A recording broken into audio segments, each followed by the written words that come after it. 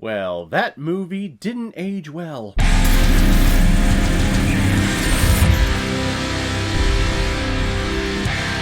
Weird Science, released in 1985, and is directed by John Hughes, who's also behind such coming-of-age teenage 80s films like The Breakfast Club, 16 Candles, Ferris Bueller's Day Off, and Plane, Trains, and Automobiles. And this film is starring Ian Michael Schmidt, the reporter dude from The Dark Knight, the guy who plays Iron Man in the Avengers films, and Kelly LeBrock, which I am going to talk about how this film just doesn't age well in several aspects, but my God, Kelly LeBrock.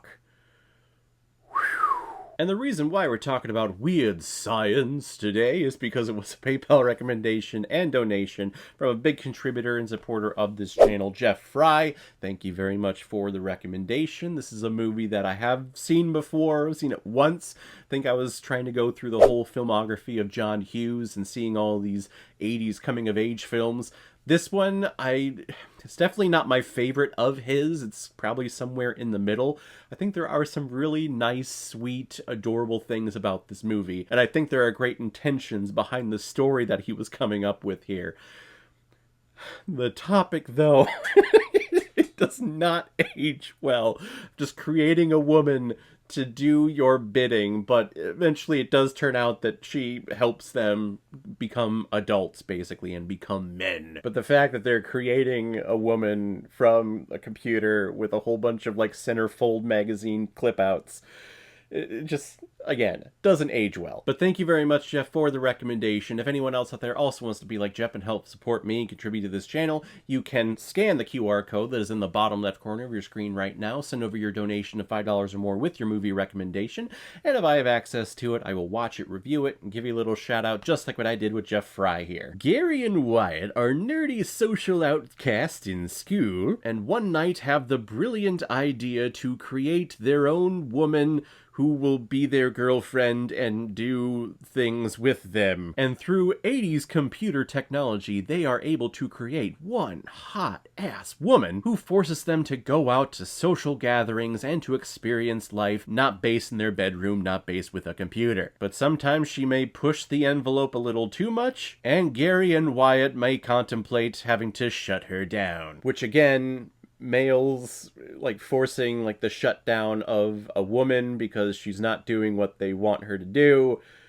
It's a message that does not work and it does not age well. But I think because it is John Hughes, and I think it's because these actors that we've seen in other John Hughes coming-of-age 80s films, and they're adorable in those movies, I feel like it's a little bit more forgivable. Maybe I'll just do a public service announcement. Kids, don't computer generate livable people of a different gender to have them do your bidding, and then when they don't want to do the things or force you like outside of your comfort zone, threaten them with deactivation, because that's not cool. You are creating an intelligence, and if you create an intelligence, you are basically creating another life form, and if you decide just to turn it off because it's not doing what you want, that's technically murder, so just don't do that. I feel like I'm going down a whole route of AI conversations that I don't want to get into right now. But you can definitely tell this is an 80s film with the sound quality, the costuming here, the film graining, even just the hairstyles. Like, this is 80s. And I love 80s films when it comes to the ideas of computers and how directors and screenwriters who probably have no idea at this point how a personal in-house computer actually works, but they use the concept of, oh, it's an in-house computer, so we're going to use that to fire nuclear missiles at Russia, and we're going to use it to change our grades in the high school, and then we're also going to use it to create a carbon-based life form who is going to do our bidding. Like, And also, where are the parents in this movie? I know that they're on vacation and they come in and out. We have Bill Paxton, who's the older brother, who's just he needs to get laid. he needs some stress relieved because there's a lot of built up tension in there. But it's like the parents have purchased this entire computer that takes up an entire wall of this kid's bedroom, and they're like, yeah, son, go do what you want to do. You know, if you want to create a carbon-based life form, that's great. Just, you know, don't dirty up the house, please. But the overall message here, I think, is sweet, and I think it makes this film redeemable, even though the subject matter is controversial.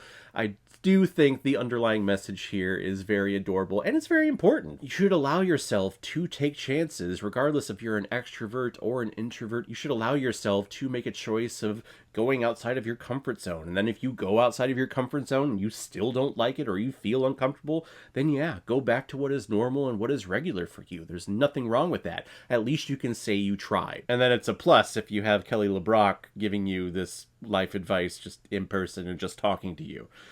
Just, whew, wow. I'm going to give Weird Science 3 out of 5 Blu-rays. Not exactly what I had in mind, but not bad. So guys, if you've seen Weird Science, what did you think about it? Or if you've never seen it before and you stumbled across it because of this video, then comment below and let me know what you thought about it. And as always, if you like what you see here, if you like my take on movies, then hit the subscribe button and make sure you hit that bell.